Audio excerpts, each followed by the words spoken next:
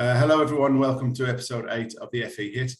We're already heading into December, and for me that's just peak time for decision making about next year. People making applications to the CAO. Some of you might be looking at UCAS in the UK. The guidance teams in each college, they're doing sessions at the moment. The universities are running sessions, all with the intention of trying to get you fully informed, getting you the help to make the right choice, get the right information. I'd encourage you just to keep your ears open and go and talk to and attend any of those sessions as appropriate. So on the theme of progression, my guest today has his own progression pathway that he's going to talk to us about. So Eddie Fuller, welcome to the FE Hit. Hey, how are you getting on? Very good, Eddie. It's great that you're here. If I can get straight into your story, I would say you're a student from St.Aidans. You started off there, did your leaving cert there. Do you want to tell us your experience of the leaving cert in secondary school to start with? Yeah, so like for myself, like school was a great time for me, but like the leaving cert itself wouldn't have been fantastic to use that, like to say that. Like I think a great result from it, but I knew that I would need it going forward. Like I knew I would need certain things, somewhat like passing maths to get into any sort of IT.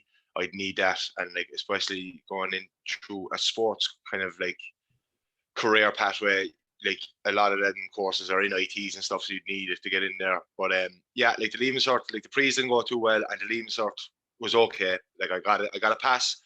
I passed everything, and that's kind of the goal I set for myself, was to just at least pass it, because then you can, if not do anything with it, you can further on through other means and stuff like that. So like school was fun. The experience of leaving cert cycle was very fun and enjoyable. I had a great time in it, but like I struggled a lot with the academic side of it. So really, I'll admit that it wasn't like the whole structure of the leaving cert wasn't for a person like myself, and I'm pretty sure there's many more people like that as well. The leaving cert is just not structured for them. No, it's structured for some people, and it's not structured for other people. It's give and take depending on who you really are. Like, but like for myself, it was grand.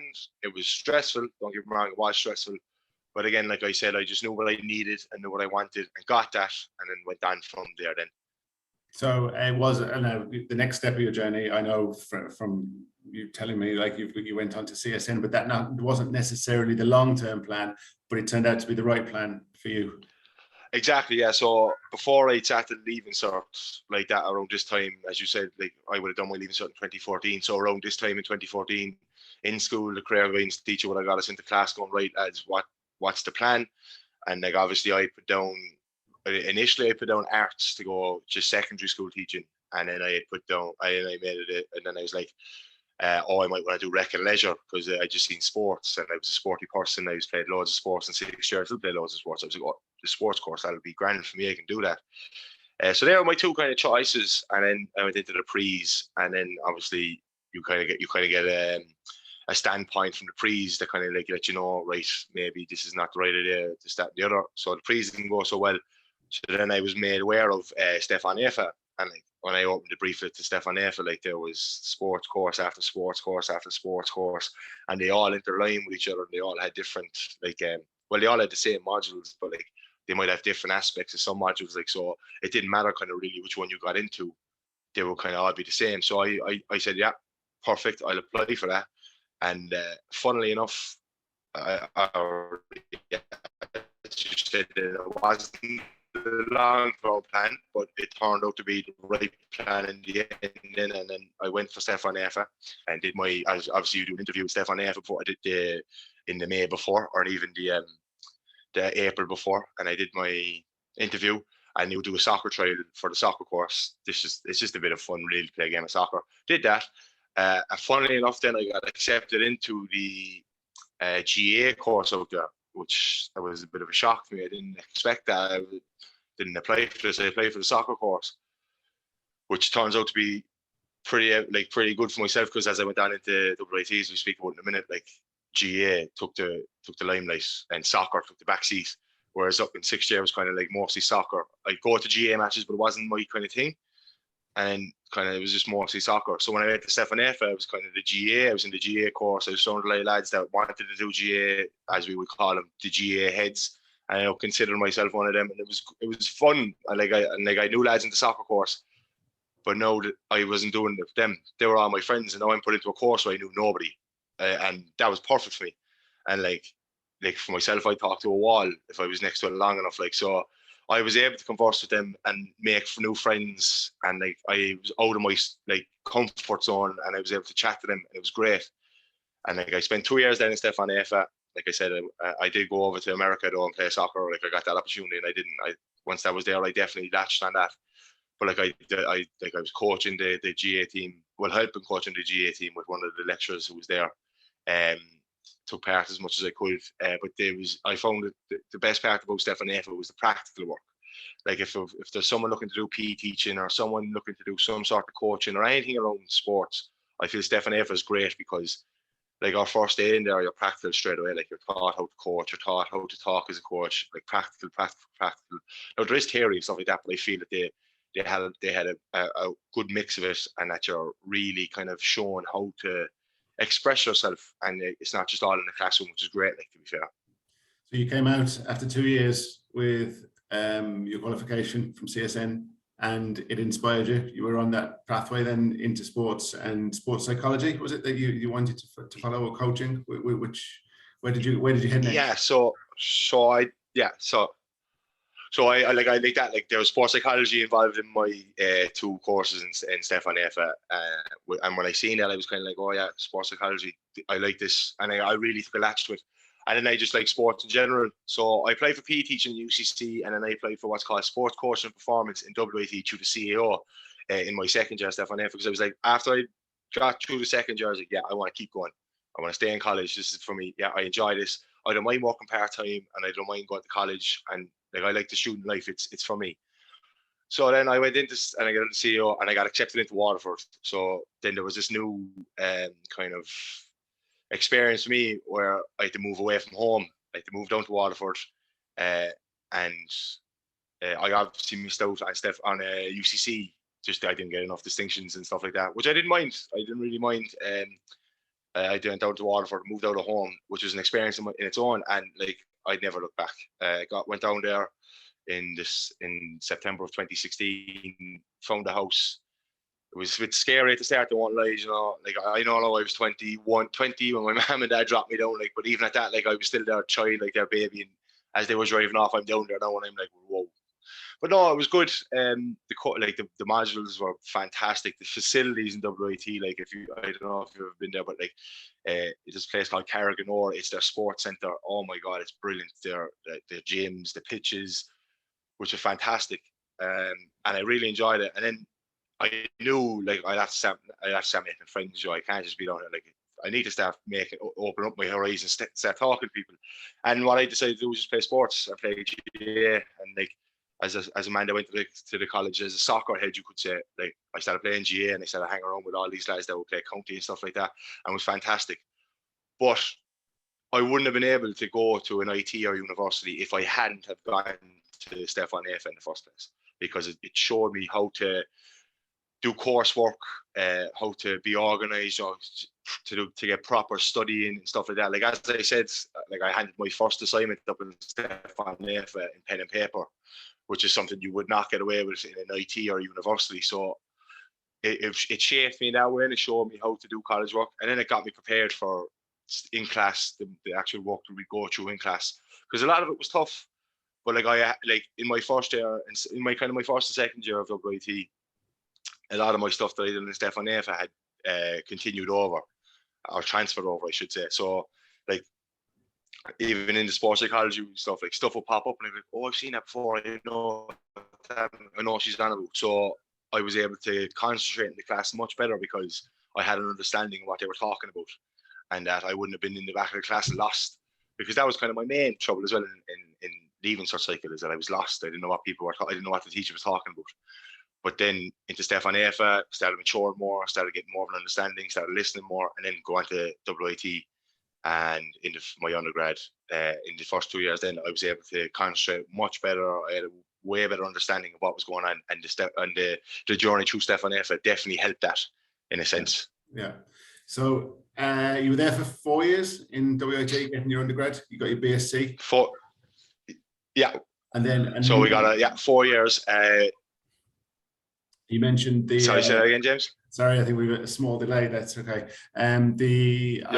You mentioned there as well, working and that's a reality for a lot of students. You ended up after your degree, then working for a while and balancing then where to go next. And I suppose exactly, yes. Jumping forward, do you want to pick it up then? How the challenge of working and then getting back? Yeah, so like when I was in Stanford and when I was in WIT, I was working part-time jobs. Like obviously, I was cleaning offices. I was working as a delivery driver for a pizza place, and then I got into this place, a retail company, for like an electronic retail store. And like it was grand when I was in WIT in my final year. Like, you know, I was able to go to college during the week, work the weekends. But then when it finished, I didn't get anything from my course, so I was just stuck in a rut, and I was in a comfort zone. Like I was making a wage, and it was easy to just stay in it. And I was just stuck there. And I was like, I need to change this. I was like, I need to change this. This has to, like, I can't stay here. Like, it was a great job and all that, but I was like, this is not what I did 6 years of college for, to then just do this. I was like, I need to do something else. And then, thank God, like, it just happened that I got an email one day off one of the lecturers from WIT. She was like, she's the head of the sports psychology masters, and she was like, I know you're interested in this, so I'm going to put your name on the list. When this comes up and opens up for applications, like, I'm expecting to see an application from you. And I said, yeah, perfect. So I applied for that then in June of this year, and I got it in August. And then I started in September this year. And like, I'm in it now at the moment in masters. We have exams then out in 2 weeks' time in the middle of December. But and like, but like, as you were saying, like, I was in the job from about May 2020 till about even May 2021. I was like, oh my God, I can't do this. I was like, and then I was like, I don't want to leave job and go to a different job, because then I'll just be, I want to go to a course. Like, I don't want to go to another job. I want to go into college again. And then I got the masters, and like, it was brilliant. It's going brilliant. It's going good so far. I really enjoy it. The content is very, very good, and it's a scattered masters, like I say. That's probably not the right word to describe it, but like, I'm in college 1 day a week, which is the Monday, and it's 1 week online, 1 week at home. 1 week in WIT, 1 week online, which is great, like, because I'm able to walk around it. And then as I said, I'm now in a job where I'm using sports and what I did in college at the moment. So, like, to backtrack 12 months ago, if you were to tell me that I'd be here right now doing this, I would have taken your arm completely off. I would have taken it all. Yeah, give me that. I'll do, no hassle. And it's great that I'm have to get to this point now, because there was a point last year where I was like, this is not great for coming around. Like, the tunnel was always just kept going. I was like, this is never stopping. So it's great to get into this system now again, to get back into the routine of college and stuff like that, which I'm very happy about.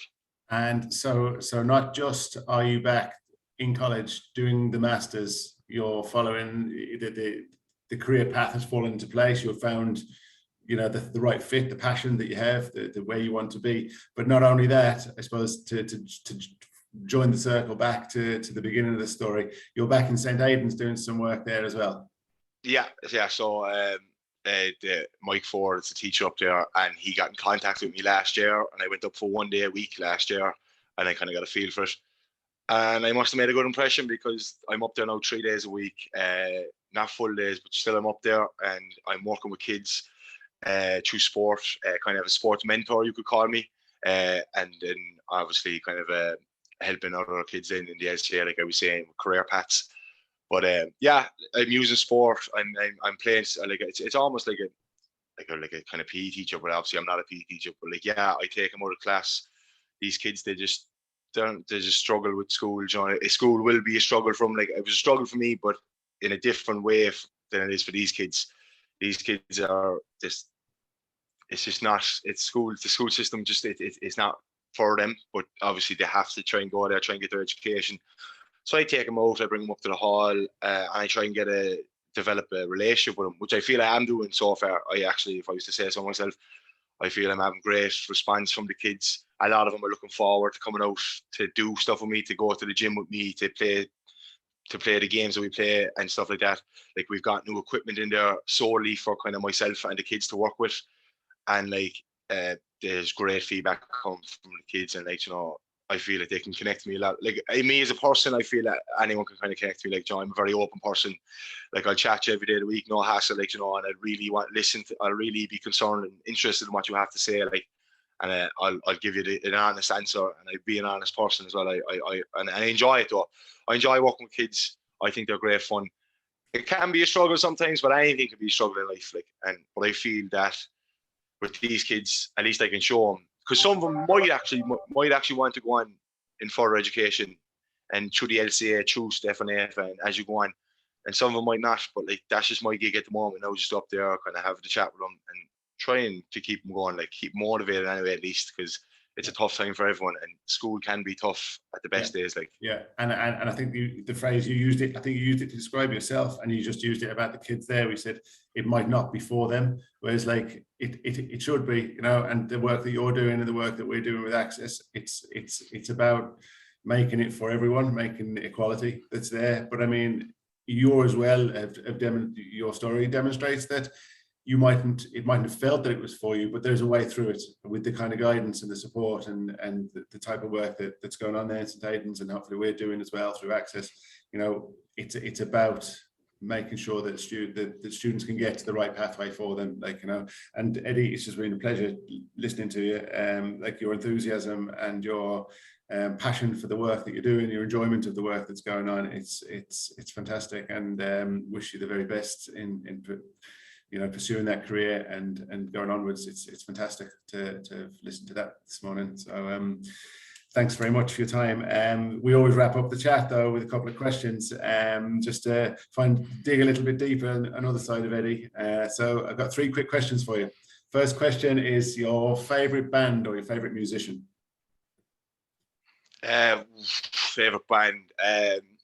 I like a bit of Arctic Monkeys at the moment, yeah. And then if I was to have just a singular musician, then at the moment Dermot Kennedy is very good. Yeah, I think I like his music as well. Yeah, to be honest. Good. Excellent. I like those as well. That's good. Best meal. Best meal. Ooh, favorite meal. It'd have to be my mum's bacon and cabbage with parsley sauce. If I was the question always arises, if I was on death row and you could have any meal,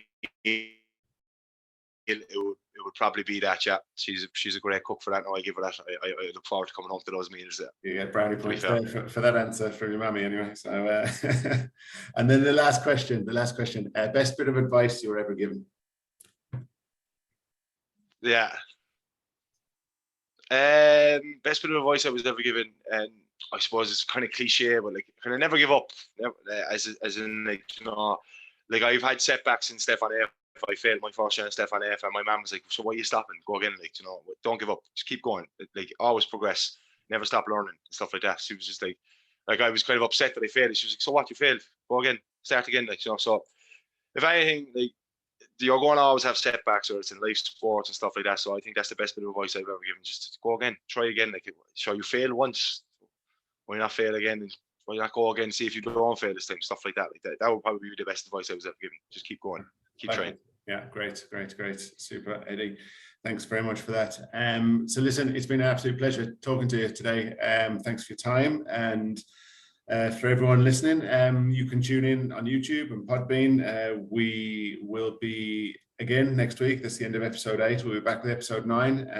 If you want to just stay safe, check your emails, and we'll see you again next week. Okay, thanks very much, everyone, and thanks to you, Eddie. Cheers.